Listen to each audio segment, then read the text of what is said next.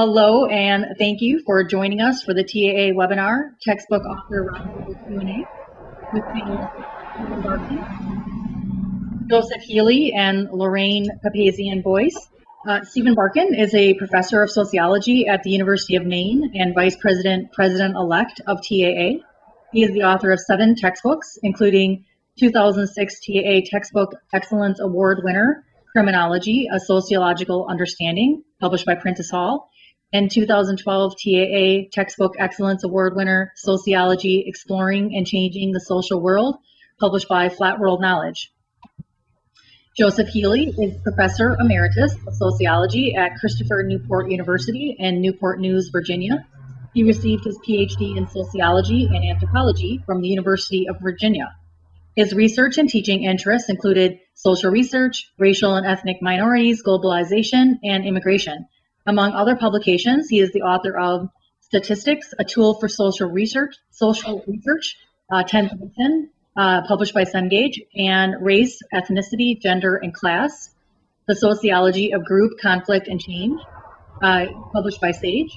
This edition was co-authored with Professor Eileen O'Brien. The latter publication won the TAA Textbook Excellence Award in 2007. Lorraine Papazian-Boyce is an award-winning author and instructor in the field of healthcare management. Her first textbook, ICD-10 PCS Coding, A Map for Success, received a 2013 TAA Most Promising New Textbook Award. Her second textbook, Pearson's Comprehensive Medical Coding, A Path to Success, is currently in production. She has contributed to over 10 textbooks from 3 major publishers, written dozens of journal articles, and is a nationally sought speaker. She holds an MS in Health Systems Management and has over 30 years of experience as a consultant, business owner, and educator in this field. Now, they won't be answering all of the questions, so I'll be calling on each one of them to answer particular questions. So the first question is, what are some ways in which you developed a track record of publishing before you decided to write a textbook? And Joseph, if you want to go first. Oh, okay. I think I'm probably not a good one to go first because my experience is unusual. This all started 35 years ago. I had no intention of writing textbooks. I was teaching social statistics. So anyway, I was using my lecture notes, not using a textbook at all, and a book rep from Cengage stopped by the office and we began to talk, and he encouraged me to submit a proposal, which I did, the book was accepted by Cengage and published a year or two later. The book was kind of it was successful and went into a second printing, and that publication opened up other opportunities down the road. But I just kind of really just sort of stumbled into it as a young professor with kind of a meager publications record at that time. All right, Lorraine? Because publishers have a lot at stake when they take on a textbook, and so obviously they want to know. I actually got started by doing market reviews of other textbooks in my field, and I found that most publishers, somewhere on their website, they have a place where you can sign up if you're interested in doing market reviews, because they're always looking for people to review. Every proposal for a textbook, generally in my experience anyway, people who are teaching and using textbooks. So that was kind of how I got started. Ended up working with I think 3 different publishers just doing that kind of work. And then kind of out of that, sometimes the publishers ask if you have any interest in writing or being a subject matter expert. And of course I was, and so I started taking on various smaller projects from publishers, including, I actually, one of the ones I got started on did And so I got a few more for them, and from there, then they started asking me to, write a glossary for another book, write exercises, test banks, supplements, PowerPoints, instructor manuals. All of these other supplements have to be done with a textbook, and usually they're done by people other than the author. So that was how I developed my track record with the editor that I ended up working with on my first book. I also was asked to contribute content to other textbooks. Sometimes it was just a chapter, sometimes it was several chapters. Textbooks in our field, but they didn't necessarily, they may just have had one or two chapters on the topics that I was an expert in, and so they asked me to contribute content for those chapters. So those are some of the things that I did to develop a track record. Thank you. The next question is, how did you decide which book publishing company to use? Are there any questions I should ask or information I should gather before selecting a publisher? And Steve, you're going to go first this time. And there are advantages and disadvantages of each type. And related to that, does the publisher already have the same kind of book, or do they need a book? If they have several of the same kind of book, it's not likely they'll want yours because they already have enough in that area. Sometimes you might meet an editor that you really like, and that might help you gravitate toward a publisher. I'm not sure that makes sense, but I know in my case that has happened. All right, Lorraine, did you want to add anything to that? Sure, I can add a couple of things. First of all, as I just said, I worked with a number of publishers on smaller projects, and basically when I found one who was interested in having me write a book, that's sort of how I decided. I mean, it wasn't a super in-depth analysis. I think what Steve said, 2 points I just want to reiterate. One is, if you do meet an editor or find an editor that you have a good rapport with, that can be a very good entree because you're going to be working with that editor. First book, she eventually left that publisher and is now working as a freelance, and she is introducing my future books to other publishers. And I still may be working with her in some capacity on my next book.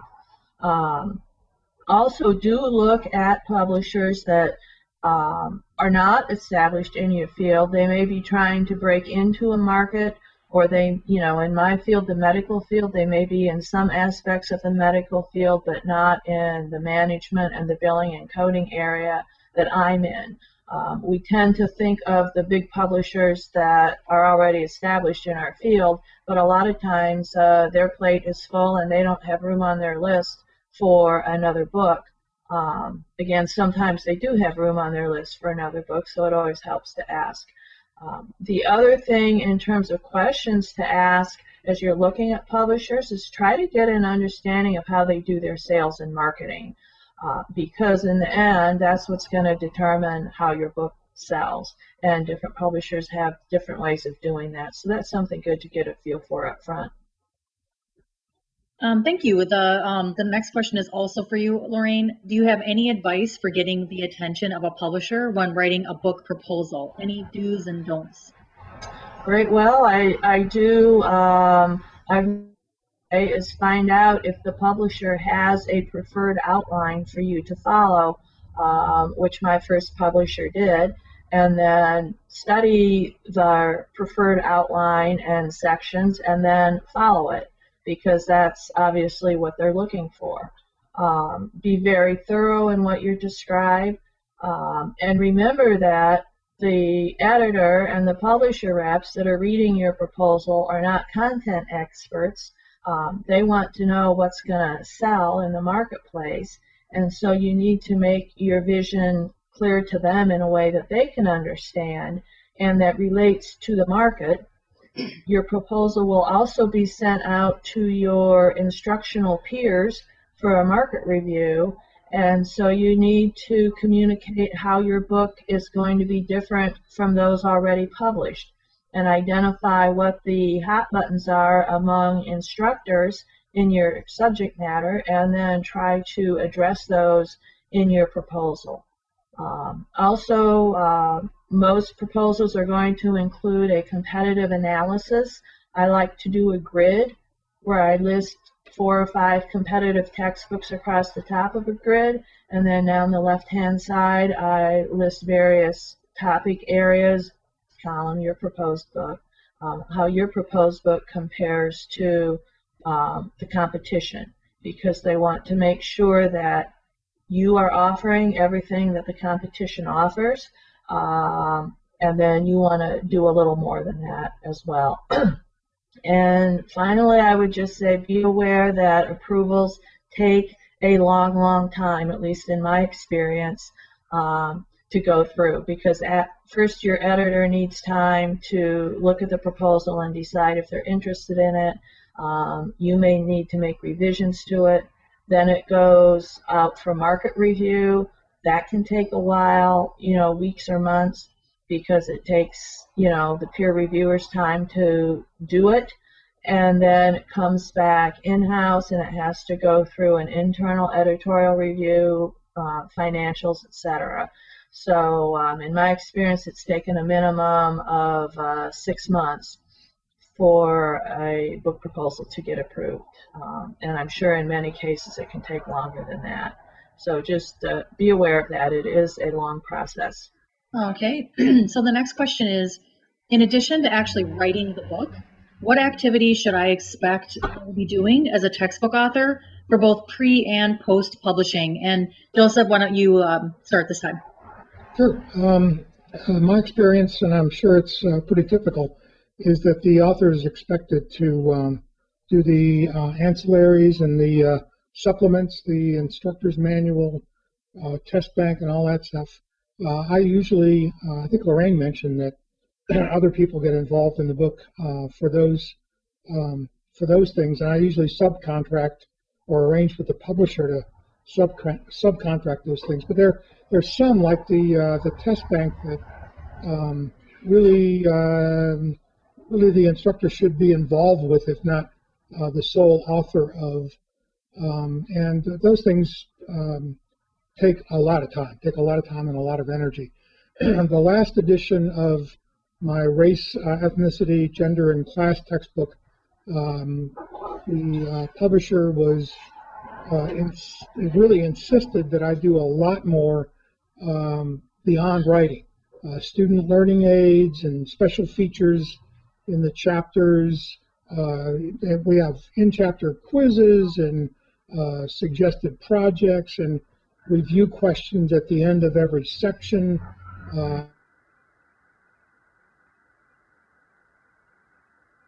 That I think are really enhanced the learning experience for the student and increase the value of the text, but also take a huge amount of time and energy. So, just the writing, just the writing itself is not the end. There's a lot of other things that need to be done for a modern day textbook.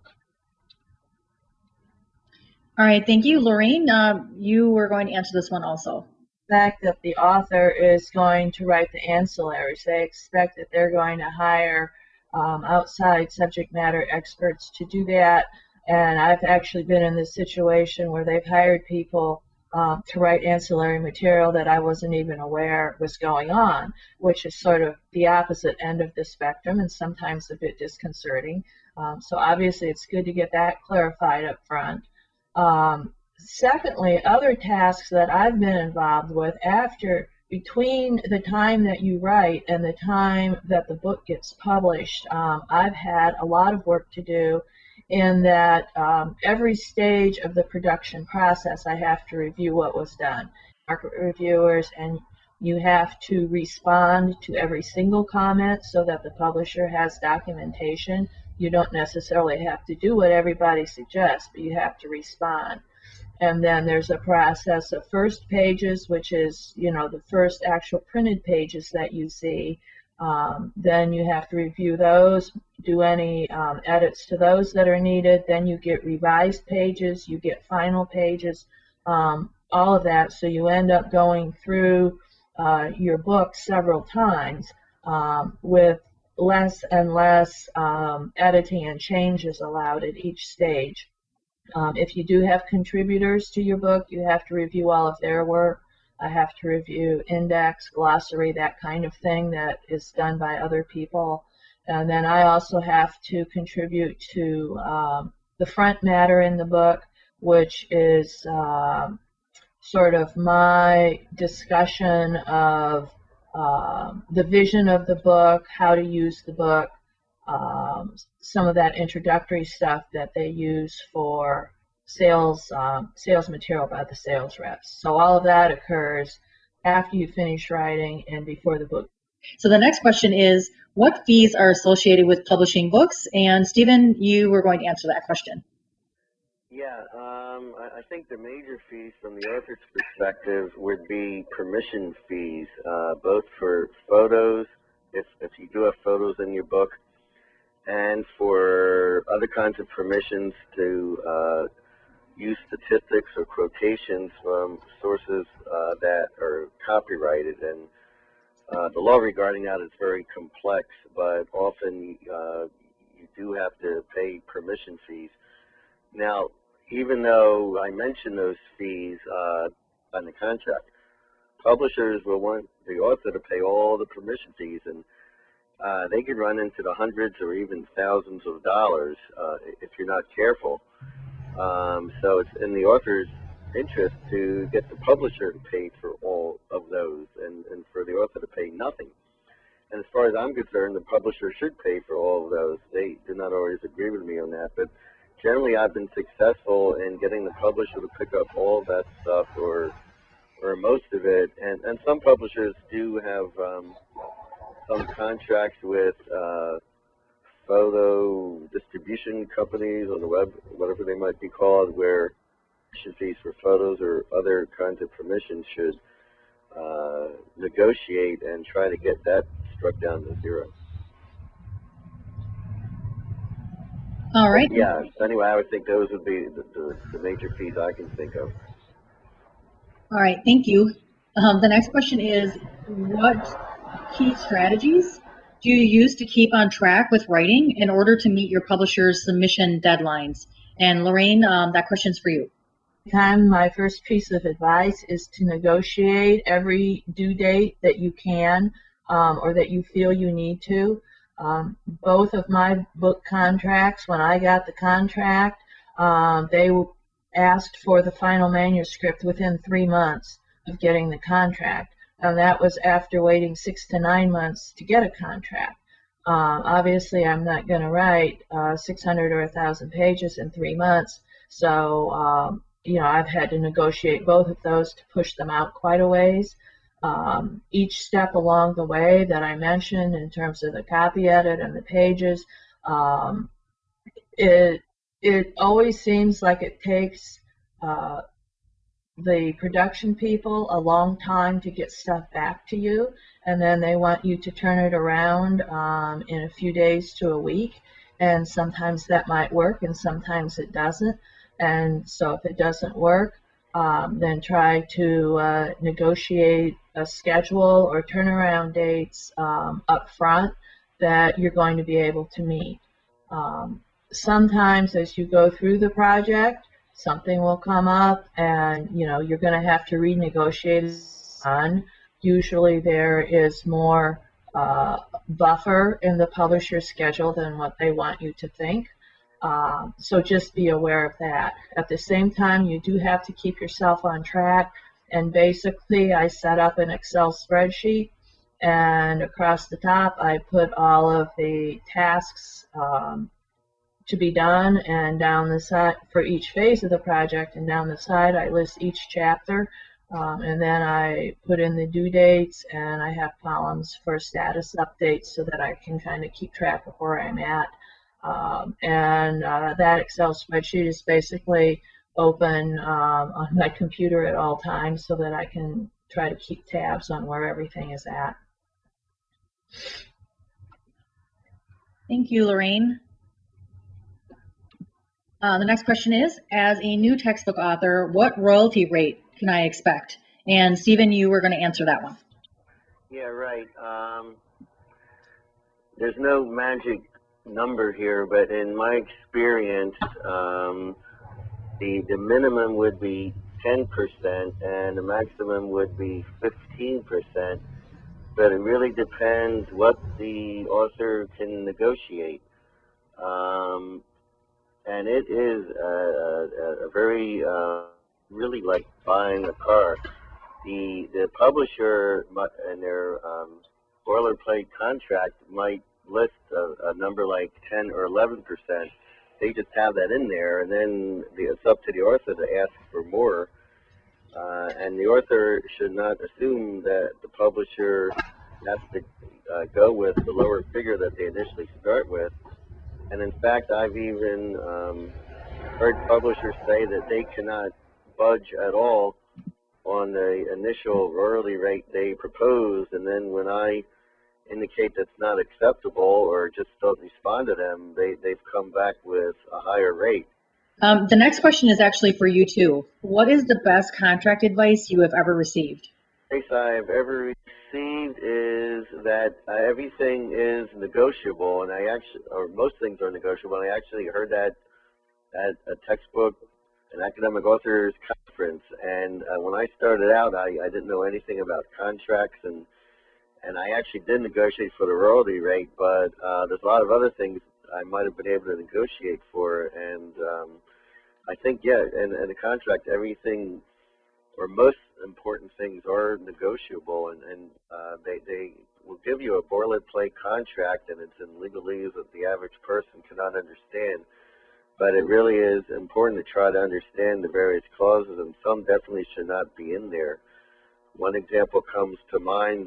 There are some contracts that say that if the author writes another manuscript, that the publisher gets first crack at it, right of first refusal, and that's just unacceptable. But that's the kind of thing that some publishers will try to put in the contract. So a lot of things are negotiable, even though they might not appear to be. So I think that's the best advice I've gotten.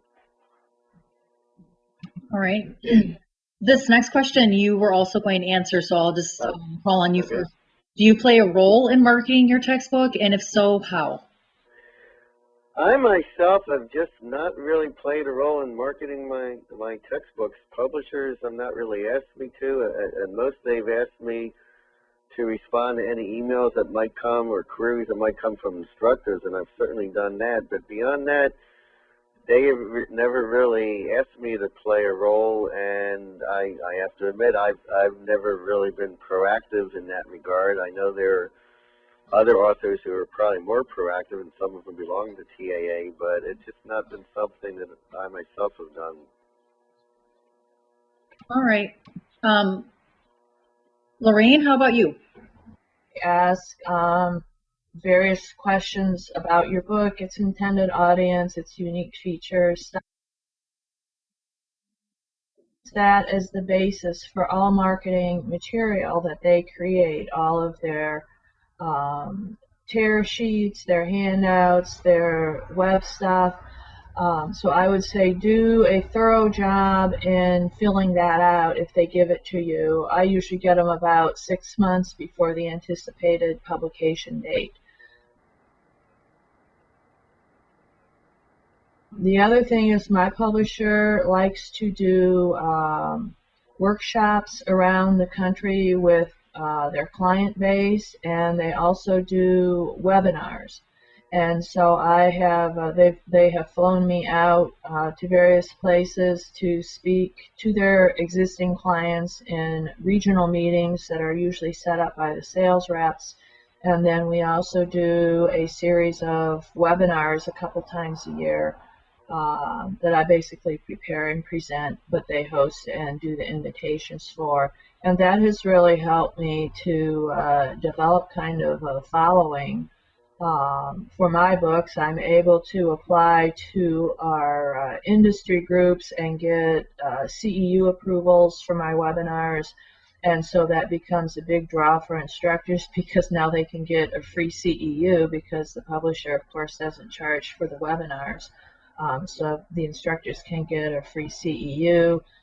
I usually pull some limited topic out of my book and present on it. So it is educational in nature, but it gives the instructors a lot of exposure to me, and has, like I said, it has helped me develop sort of a little fan club, I feel like sometimes, of That's great. It seems like those are two really different perspectives or experiences. So that's very interesting.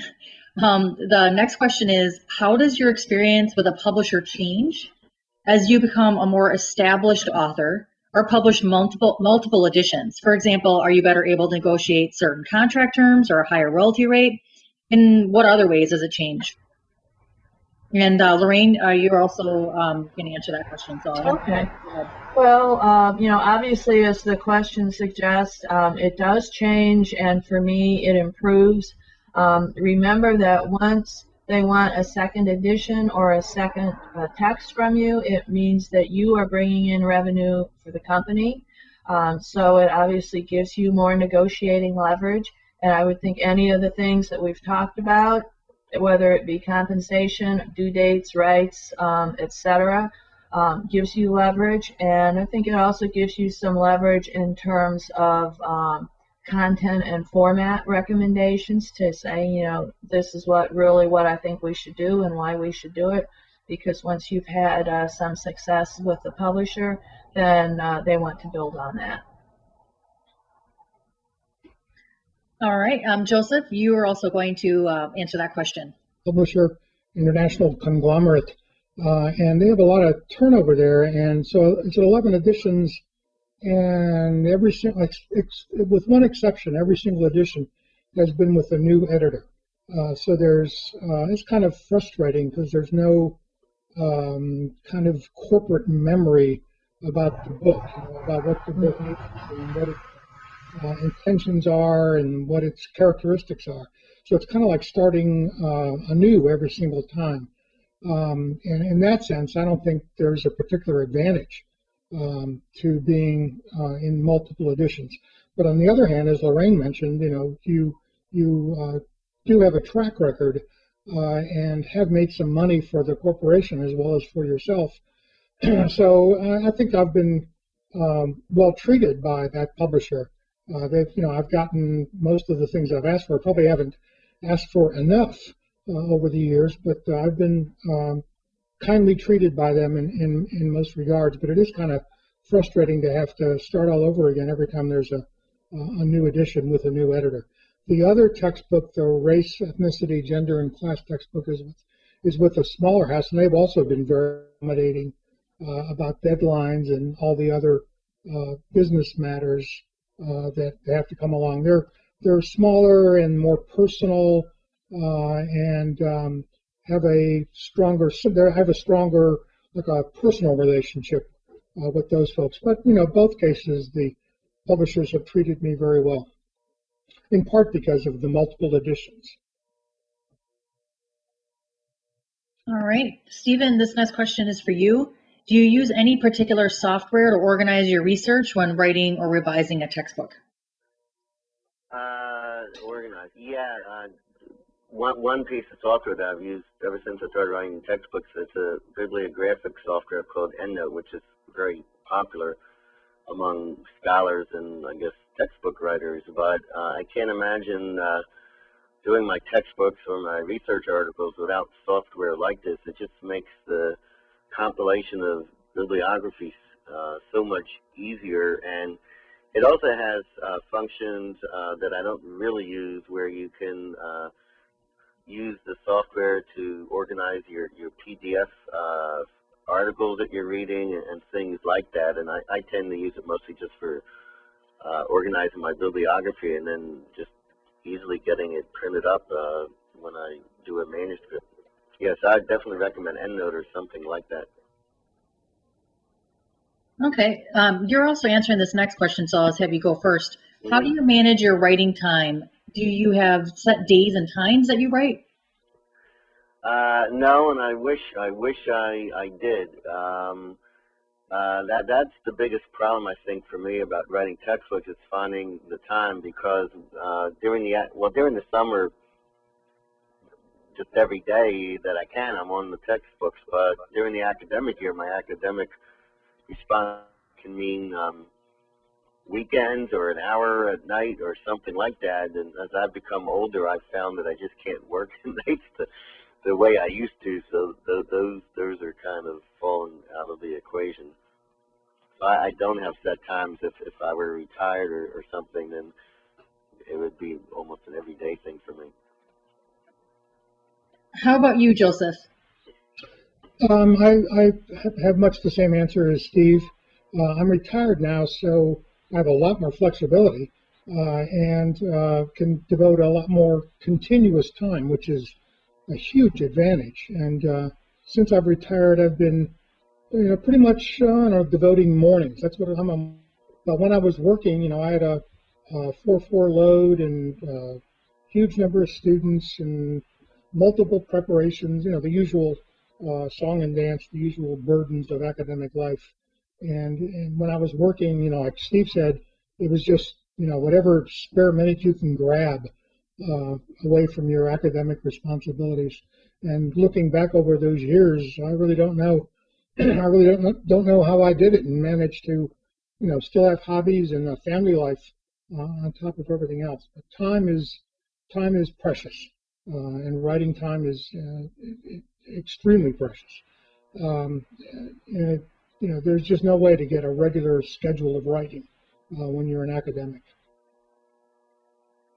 Thank you. You're also going to answer this next question, so I'll have you go first. Which chapter do you start with and why? Well, thinking about the race, ethnicity, gender, and class text, and this would not work obviously for every text, but I started chapter 1, page 1, sentence 1. What I wanted to do with that text was, unlike most texts, is to tell a story. We're introduced in a middle where those ideas were applied, and then an actual summary and conclusions chapter, which I don't know about in sociology texts. So I start at the beginning, start on sentence number 1, and just try to tell it as, kind of like maybe a novelist would tell the story, at least in some ways, trying to get an arc, that structure. The disadvantage of not starting with a strong, detailed outline and just sort of starting to tell the story kind of ad hoc is that, novelists sometimes say that their characters take on lives of their own and begin to dictate the story. Well, that happens to me too, where the book kind of goes in unanticipated ways, and as you add sections, you have to go back and change some things you said before because they're no longer valid. But I still think that that storytelling, at least for that book. So for me, it's page 1, sentence 1, chapter 1, and just spin the story out. Thank you. Stephen, you were also going to answer that question. Yeah, I always go in order of the chapters. I start with chapter 1, go on to 2, and so forth. And I know that, I guess as Joe was kind of indicating, once I get into, say, chapter 4, 5, or 6, then I think, all right, something I wrote in chapter 2 should be in chapter 5 or vice versa. So I do kind of go back and change the earlier chapter. So the next question is going to be answered by Lorraine. What is the future of visual learning using digital textbooks? Well, I think it depends a lot on the market and the field that you're in. In our market, and we do a lot of work with the private career college sector, as well as with supplements tend to be more and more online, but the actual content, the instructors and students still seem to prefer in print format. depending on the demographic of your students, even in this day and age, not everybody has instant access to computers and smartphones and that kind of thing, although it's changing. In other fields and in markets that go towards big universities, it's almost all digital because, students are required to have computers, the first day of their freshman year, and their whole experience is oriented in that direction. So I think it's going to be an increasing segment of the market, but the specifics are really going to depend, as I said, on your market segment and your field and what the trends are. There certainly are a lot of advantages for visual learning in a digital capacity because you can make it more interactive. But be aware that developing digital content is not easier, cheaper, faster, or more reliable than print. In some ways, it's left the ground because they didn't have the platform to do what they thought they needed to do with the product. So even though as a corporate philosophy, it was all digital, and this was a couple of years ago, the technology wasn't to the point yet where they could do what they wanted to do. So there's pluses and minuses to it. Obviously, they're always looking for creative solutions and responding to what the schools want out there. But I think it's still kind of up for grabs if you ask me. The next question is, the business model at over $100 per book has failed. What business models do you foresee? And Stephen, you were going to answer that one. Digital. The publishers, especially the big ones, recognize that the used copy market is something that really limits their revenue and authors' royalties. So they're really moving toward a digital model where students will read things online or on their various electronic devices, and then they won't be able to sell anything to other students because it's all online, and that would reduce, or publishers would hope eliminate the used market and therefore increase the revenue because students would increasingly have to buy new copies of digital. And the initial price of digital should be lower than print copies, but when you take into account the fact that I think most students probably sell their print copies, their net cost might actually be higher with digital than with print, although their initial outlay would be higher with print.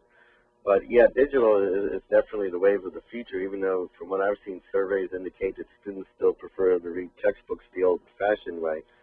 There are some open textbook models out there where textbooks are free on the internet, and then occasionally, if you want some more bells and whistles, you do some add-ons, and students would not be so good.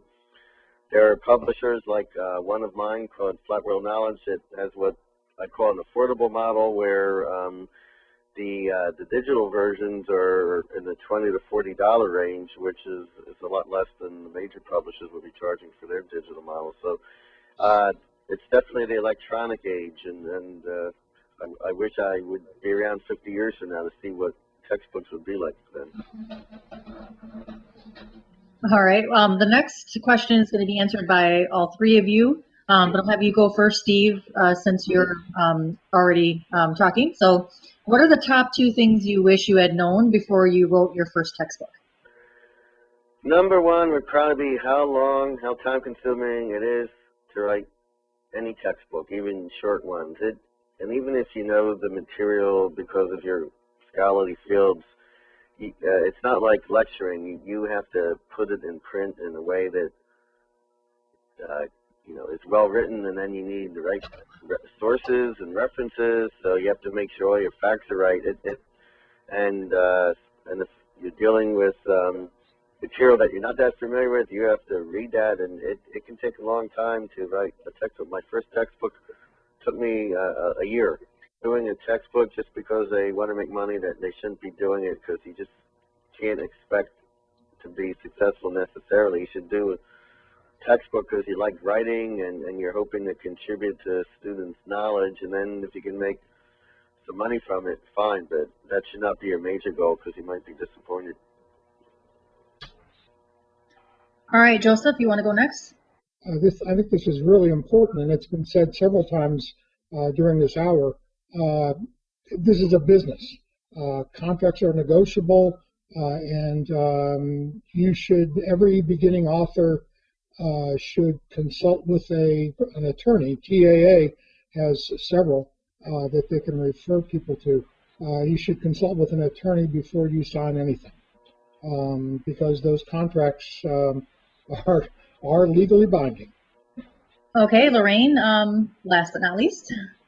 Couple things to share. One, I think, is be conservative in what you envision for your book, especially for chapter features and things that you have to carry through every chapter. Even though it's a great idea and it's inspiring, it can be harder than you think if you have to do the same thing for 20 or 30 or, in my most recent case, 60 chapters. I had a lot of chapter features in my first textbook, internet resources and certain kinds of analogies and all kinds of stuff. And, by the time I got through, I was really struggling to come up with something original for some of the chapters. So just take that under advisement. The other thing I didn't realize when I started off is that my editor, even though she had a very impressive sounding title, was a small cog in the wheels of a very large organization, and she did not have all of the authority and approvals that I assumed that she had. I didn't appreciate how many people were above her that she had to get okays on before we could do anything. Plus, there are a lot of outside people, including reviewers and other subcontractors, that either have input into or influence or affect your work in some way. So just be prepared for that. It can become a very complex mesh of relationships. There was one question that came in late from registrants that we weren't able to put into this PowerPoint or get a particular to see who can particularly answer it. It's how do you make arrangements to co-publish a book?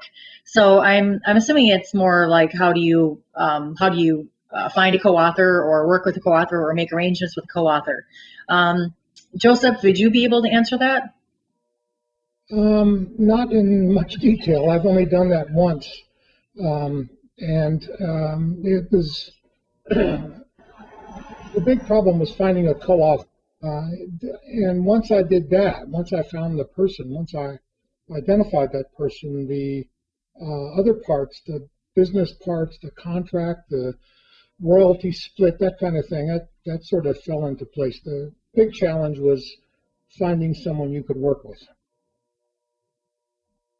And I don't have any advice for how to do that. It's just kind of stumble around, and maybe your editor has some contacts, and go to professional meetings and see who's talking about the things you're interested in. Okay, how about you, Stephen? Have you worked Well, with? I've had one co-author on my books, and the publisher actually introduced us, and the reason for that was the editor wanted the book done sooner rather than later, so she figured that if there were two people writing a book and we had half the number of chapters, it would get done faster, which is true. So she introduced us, and this author had already written a book or two for the publisher, so that's how she knew that person, and it worked out fine. But if I were looking for a I think you have to kind of hope, or I would hope to know people in the field, but you don't just need to know people in your field of interest. They also have to be people who are reliable, and I think the most important thing might be, do they know how to write a textbook, and would they do it in time? Because textbook writing is very different from academic journal writing. And a lot of people write academic journals, and I personally think their writing styles are pretty bad, and they would not be able to write a good textbook if they wrote it that way. So you need someone who knows how to write for students, which is what a textbook is all about. And they need to know the scholarly field itself. So even if you know people in your fields of interest, that does not mean they would be a good prospective co-author. All right. Lorraine, how about you? Yeah, I think that Joe and Steve have some excellent advice, and I would echo that. I haven't actually worked with a co-author, but on my current book, I've worked with probably 5 or 6 contributors, and what I've done is to define very clearly what I want them to do, which in this case, the team had all their contracts with each other, and only the lead author had a contract with the publisher. And so then when things weren't going too well, the publisher did not have any leverage over the other authors. And the lead author, even though she wasn't happy with what her co-authors were doing, would not take the steps necessary to get done what needed to be done to finish the book. So it can be a very messy type of situation. So you really want to consider that too. If you want your co-author to be contracted directly to you or directly to the publisher, and which way you think you might have the most, can be a great instructor. They can be a great academic journal author, but it doesn't necessarily mean that they can write a textbook. So you want to try to work with them in some capacity where you know the quality of their work and that they're going to be able to deliver on time. Otherwise it could hurt your reputation, as well as your ability to get your book done. All right. Well, we don't have any other questions that have come in during the presentation today, but I would like to give each of you an opportunity to share any final thoughts or additional tips that haven't been covered. I know we're a little bit over time, but since we had a little bit issues in the beginning, I thought maybe everyone could stay on just for a little bit longer. Lorraine, do you want to start? I think the most important thing for me has been to find your unique voice and vision for your subject matter, and then stay true to it, because there's a lot of noise communicated, and the way in which it needs to be said and communicated, that is what has given me the successes that I've had. So don't doubt yourself, just stay true to your vision. Thank you. That's some great advice. How about you, Joseph? I'd like to second everything Lorraine just said. I think that was just a really powerful summary of what textbook writing is all about. You got to pay attention to the reactions of others, the market reviews, and you've got to incorporate those needs as much as you can. But ultimately, it's your book, and you've got to write it from your perspective and be true to your vision of the subject matter and the purpose of the book. I think that's one of the reasons my books have been successful is because I have paid attention, but I've also not compromised and not just chased the market.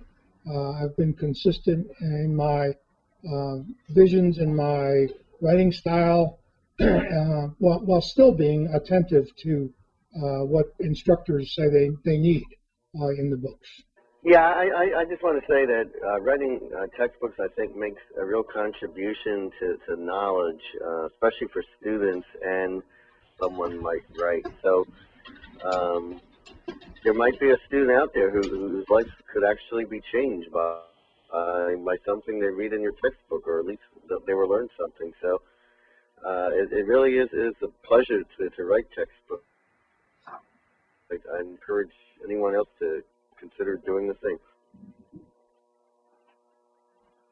All right. Well, thank you all. We are out of time. I appreciate everyone for staying on a little bit longer to hear the final thoughts from our 3 panelists who've done a really excellent job today, I think, of really sharing some great advice for those, either starting to write a textbook or thinking about it, or even have been writing for a little while but are not as veteran as the three in our panel. Thank you, Stephen, Joseph, and Lorraine, for sharing your expertise with us. I have to change that word. I stumble over it every time. And thank you all for participating in today's presentation.